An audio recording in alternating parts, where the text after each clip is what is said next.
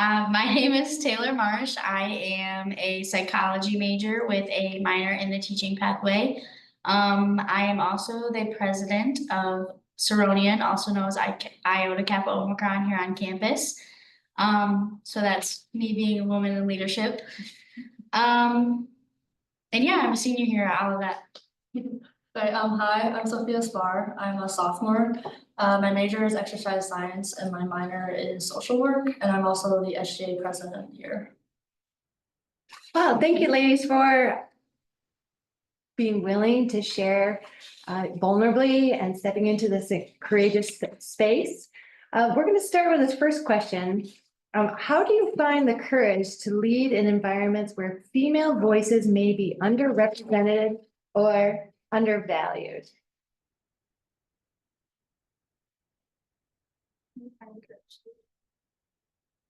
Oh, sorry. I think personally, just finding the courage, like,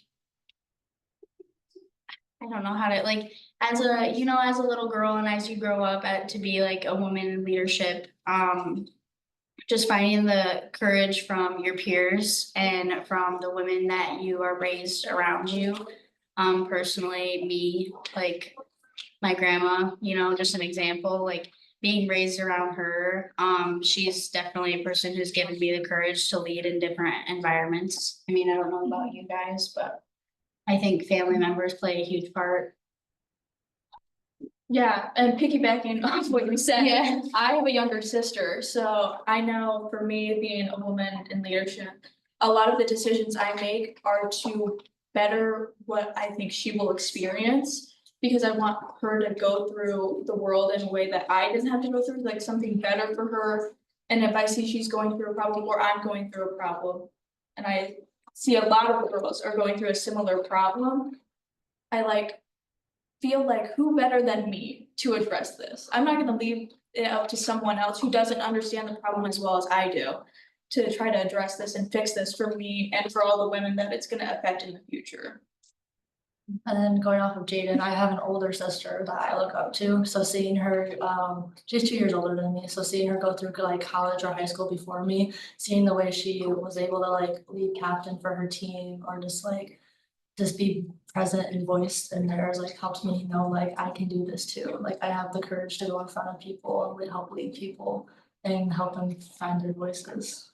And I also, sorry, but I also think another thing, like to go further into the question, if you go into a headspace and places and environments when you're like, oh shoot, like I feel undervalued or I don't feel like I'm being taken seriously in a situation because I'm a woman in leadership. I think finding that courage like within and definitely like thinking to yourself, no, I am a woman, I can do this, and I want to represent everyone else around me, my peers and my friends and everyone else who might have doubts as well when going into an environment feeling that way.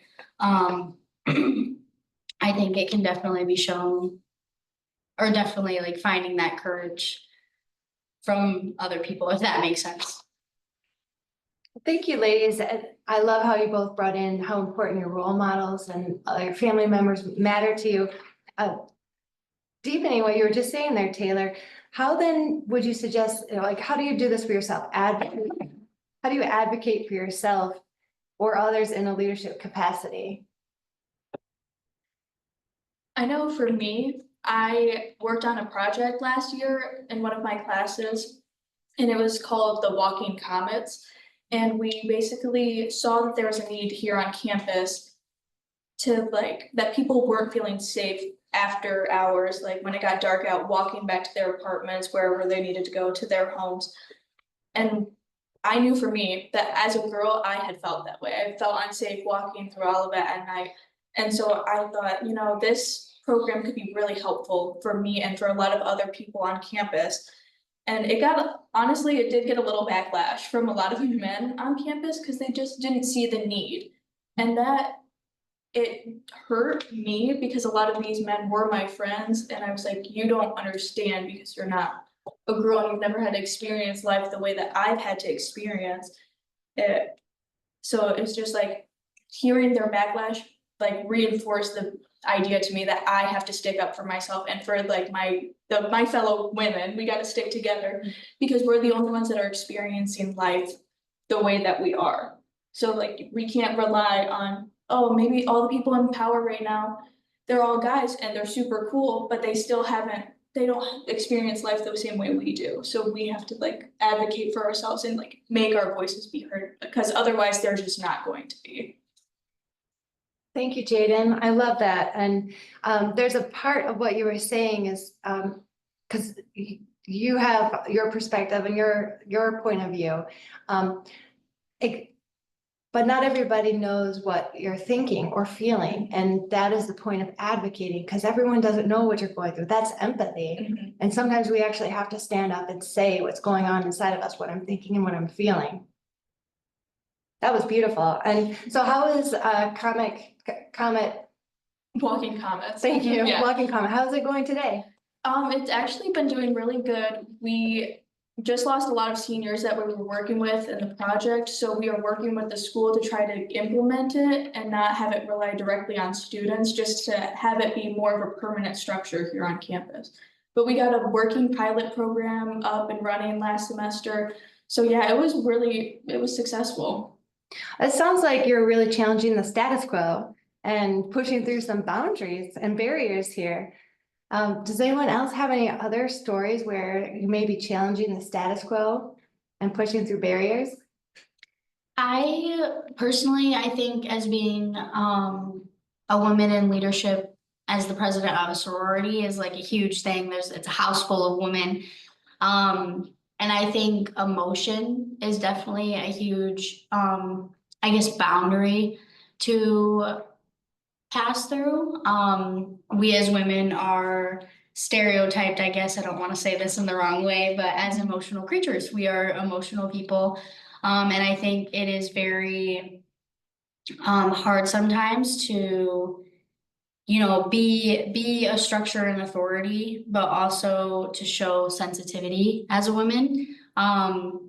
That way you're not coming off as too strong or insensitive, but then you're also not being overly sensitive.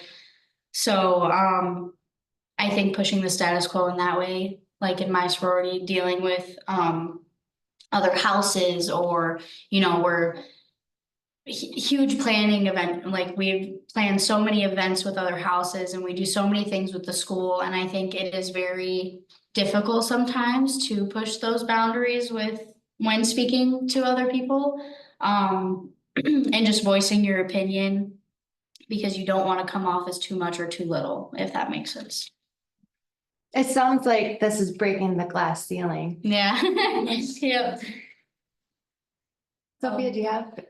I would say, so I just stepped into this position as SGA president, so I'm still trying to figure out the ropes to all of it, but I would say just like pushing the status quo back to like clubs and organizations that like SGA is here to support other people and we're trying to get like people to get involved or like we want to participate, we want to get to know you, like we want to help you, like and then just getting past that status quo of like, oh, they're just here to govern us, like we're not, like we just want to be there to help you and just go to your events and support you and just like but also get feedback from you guys as to how we can help you do that as well.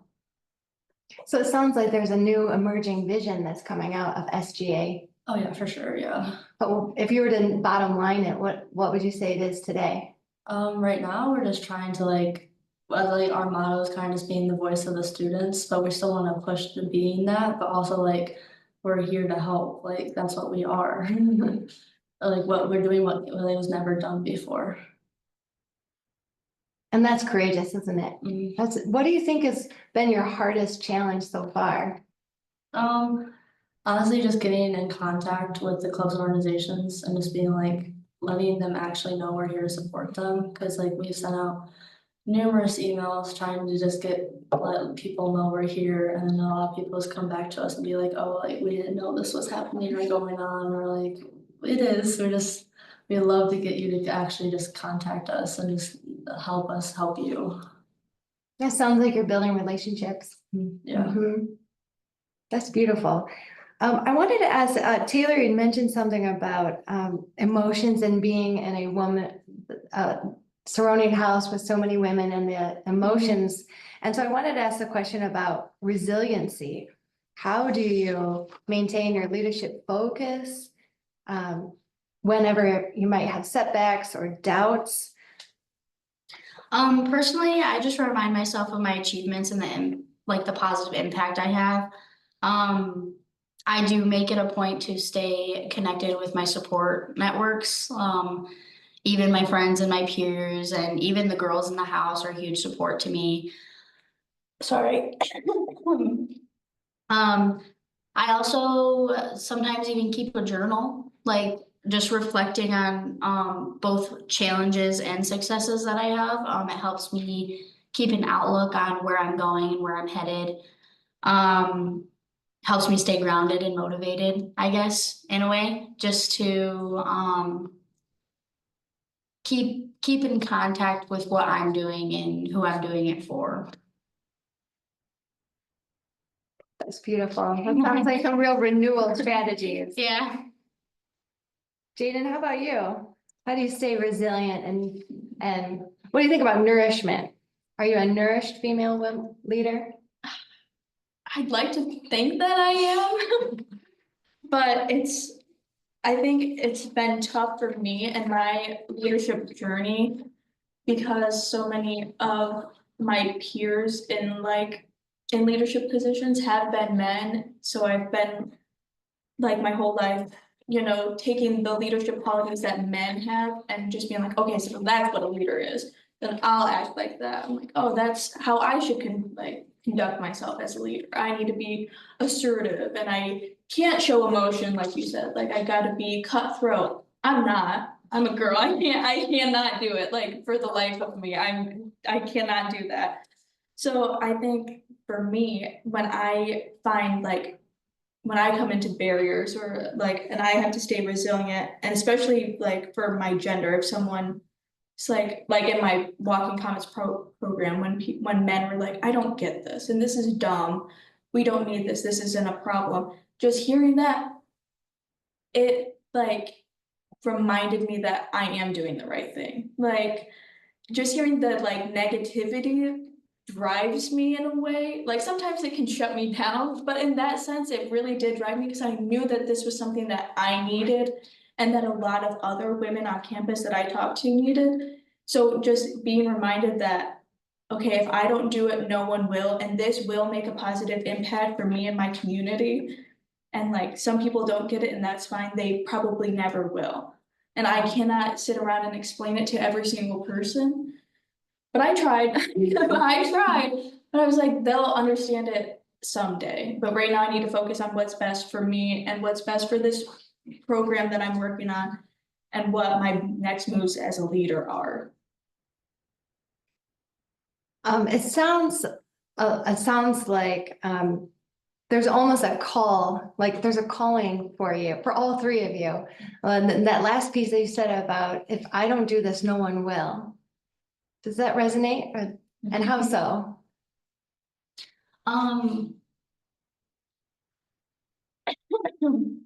I think it resonates with me like tying back into emotion because I feel like that's a huge thing.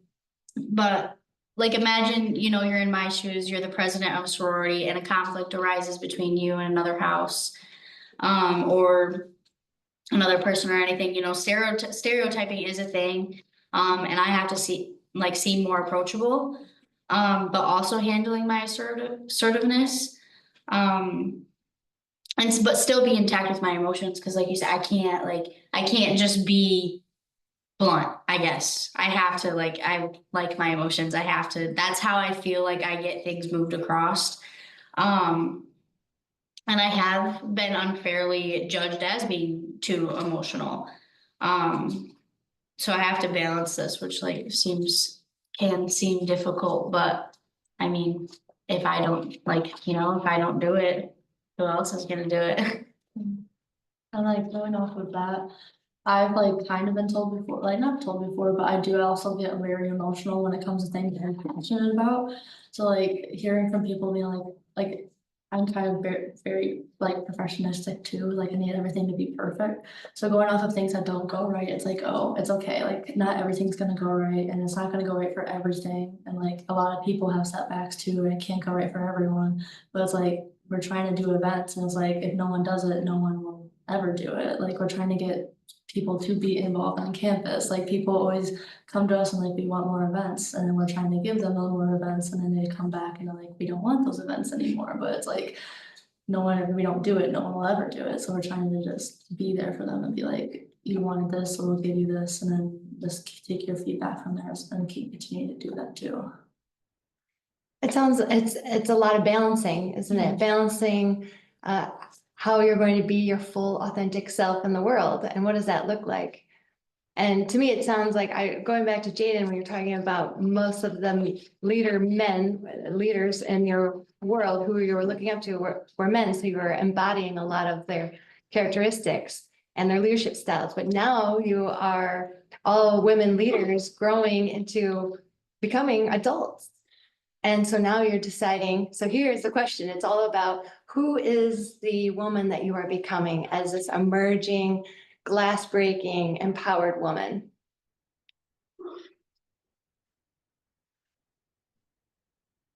It's a big, that's a lot.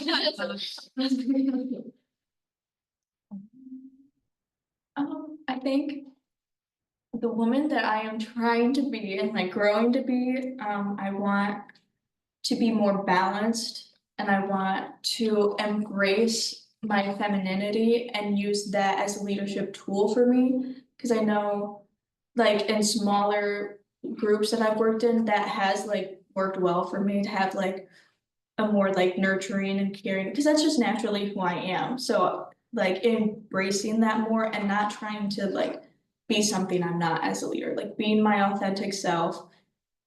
Being kinder to myself, I think would be a big one. Just because, you know, I can't do everything and I want to, because I feel like these things, I'm really passionate about a lot of things, but I can't do everything and I need to prioritize my own like mental health and self-care. I think that's probably a really big thing for me.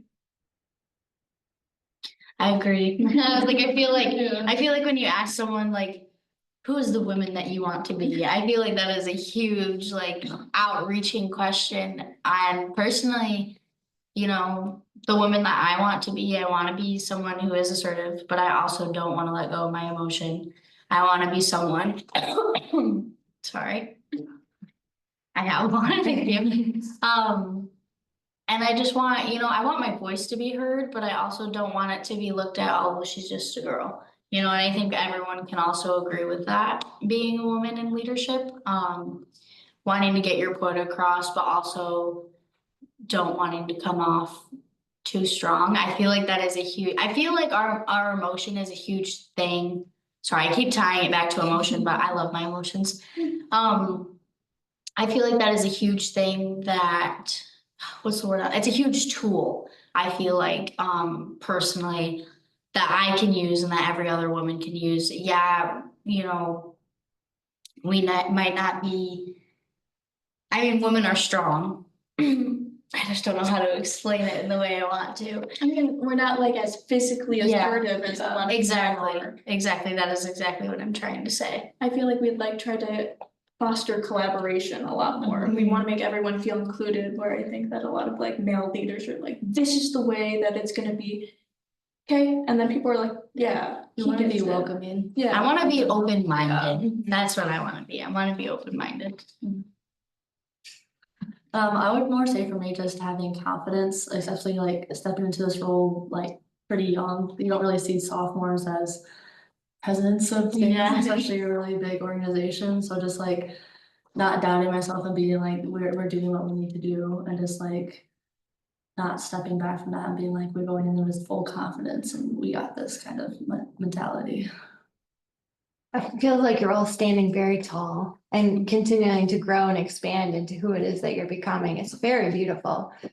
So here's the last question, and it's about what does support look like from your classmates and your peers? Like if you were to ask for support from Your peers, what does that look like to you?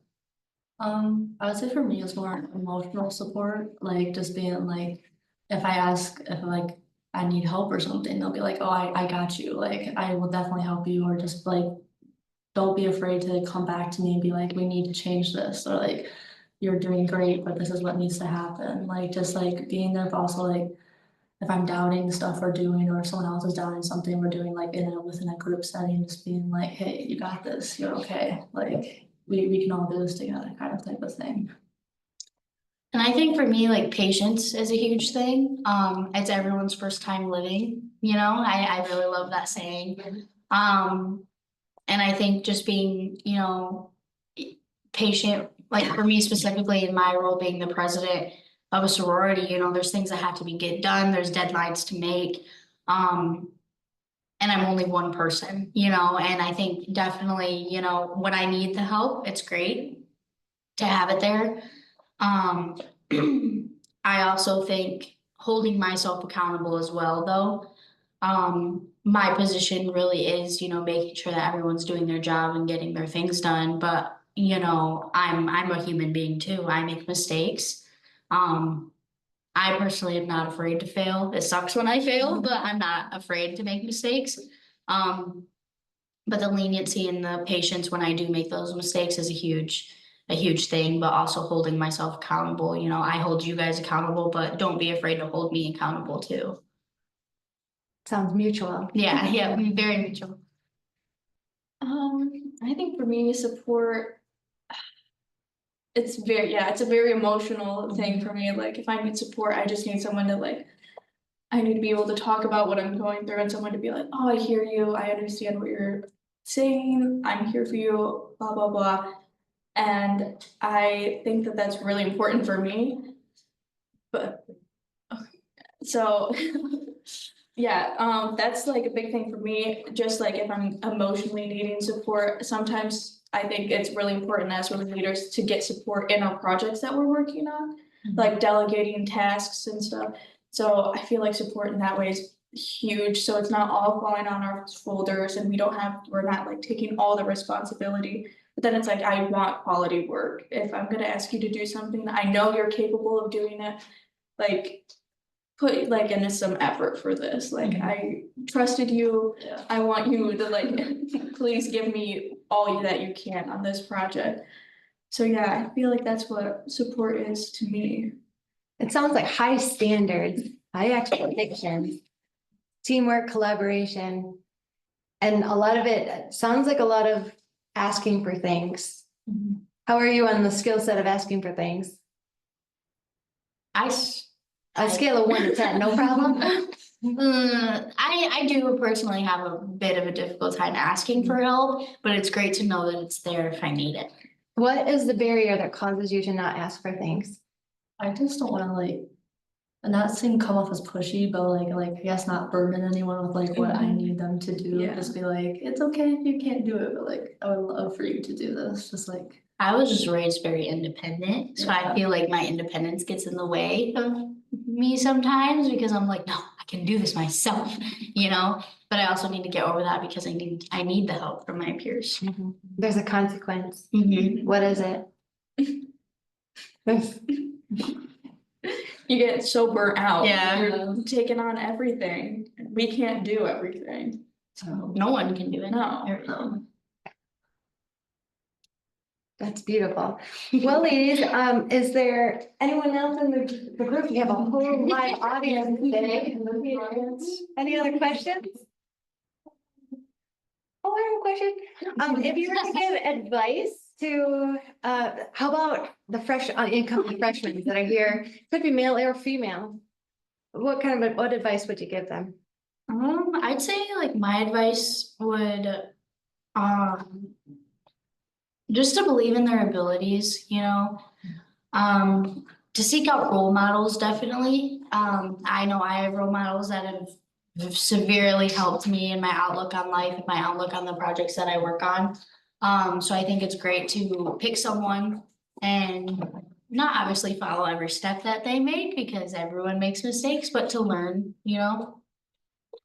I'd say going off of that, just do it. Like, if you have the doubts, just go for it. Like, I had a lot of doubts even thinking about stepping up into being the president of SGA, and it's like, just one day it clicked and said, why not? Like, what's holding you back? Just do it, kind of thing. I'd probably say get involved, try to meet as many new people as you can, try to as many new experiences as you can. I know when I was a freshman, I was very like petrified of what people thought of me. And I can guarantee you no one really cares. No one's like worried about what you wore to class one day or, oh, you answered that question wrong. Like, just get out of your head and enjoy being here. Well, thank you, Jaden, Taylor, and Sophia. Thank you so much for the aliveness and your vulnerability and sharing your insight and all of your growth and your visions. It's been an honor and a blessing to be with you today. And I think after this, Women's Leadership Institute is going to be hosting an event. What's the event we're hosting? Having a networking event. So we get to practice what we've been talking about. So would you like to invite the group? Come to our networking event. You are more than welcome to come.